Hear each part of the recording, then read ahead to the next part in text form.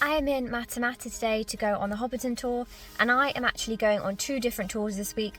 I'm doing the Evening Banquet tonight, and I'm also doing an art department behind the scenes tour, and I'm going to show you the differences between them. I booked 2 tours because I wanted to do different aspects of both, and there wasn't one tour that did everything, so I had to unfortunately book 2 separate tours. But I filmed this video anyway because I thought it might be useful if anyone else is debating as to which tour they should book on. There are so many YouTube videos already out there showing you about what Hobbiton is like, so I'm not going to go into that much detail. I'm just going to focus on the different aspects. So to start, both the Evening Banquet tour and the behind the scenes tour start with a guided walk through the 12-acre movie set. Now there are some differences. With the Evening Banquet tour, you are in a group of around 40 to 50 people, which means it can get crowded at times. Whereas the behind the scenes tour, there are only around 28 people, which is a bit nicer. If you do the Evening Banquet tour, you're the last group to go through the set, which means that there's going to be no one behind you. So for example here, when looking at the view, you can see people walking around, whereas in this shot there is no one and it's a bit nicer. During the walkthrough, you're allowed inside a hobbit hole, and there are 2 to choose from, one with the red door and one with the green door. The tour guides will tell you that they are both the same, and in all honesty, they are very similar. Don't stress too much about which door you go through.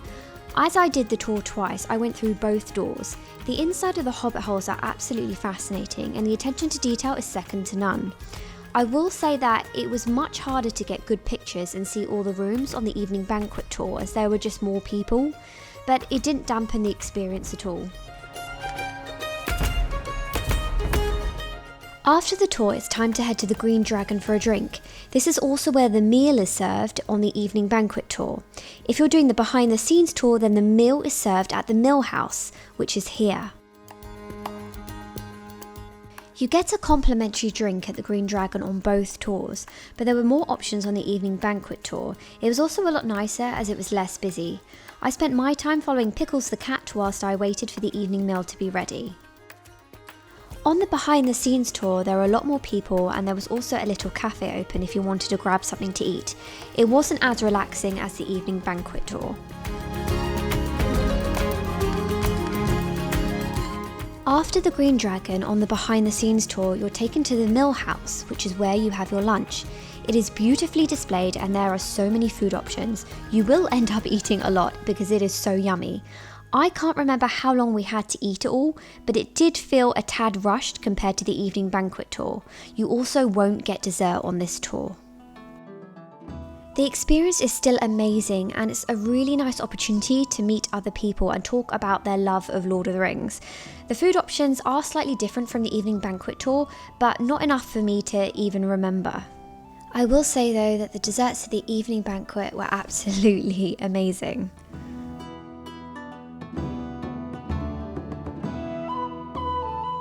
After you finish lunch on the behind the scenes tour, you then jump on a bus and they drive you a few minutes away to the art department.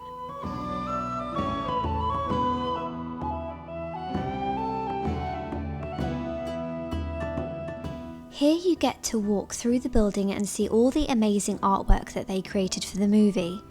There were lots of hand-drawn sketches and mini models of Hobbiton and Lord of the Rings. It was really inspiring to see and was one of my favourite moments of the tour.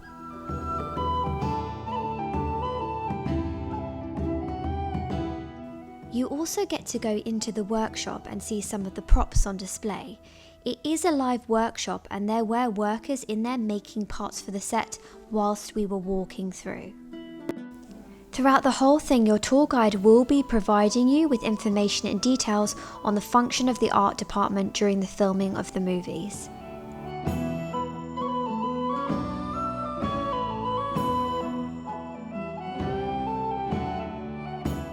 There is also a wardrobe section where you can see the types of materials and the colours that they use for the costumes, and out back they also show you some of the wood carvings and the woodworking skills they have for some of the props.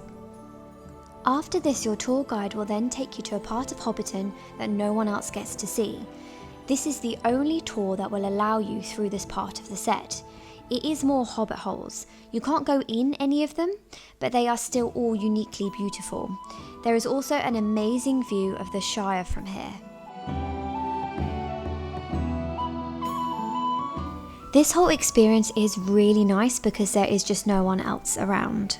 After this, you walk back with your group to the art department where you can have a chat with a drink, and also they provide a cheese platter. It's a nice way to relax and end the day before taking the bus back to the Shire's Rest.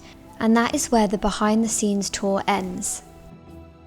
Going back to the evening banquet. So after your meal, you'll be feeling like an incredibly fat hobbit. They will then provide you with these lanterns, and you get to have a wonderful lantern light walk through the Shire. Getting to see it at night when it's quiet was so magical. Your tour guide will then tell you some more stories about the movies and how they were filmed, and it's such a lovely way to end the tour, and I felt really sad when I had to leave Hobbiton. Both tours were lovely, but if you do have to pick, I would go for the evening banquet tour.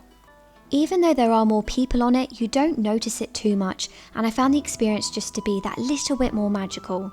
But the tour does book up really far in advance, so if you don't manage to get a space on that tour, don't worry. All of the tours at Hobbiton are amazing and you are going to have a great time.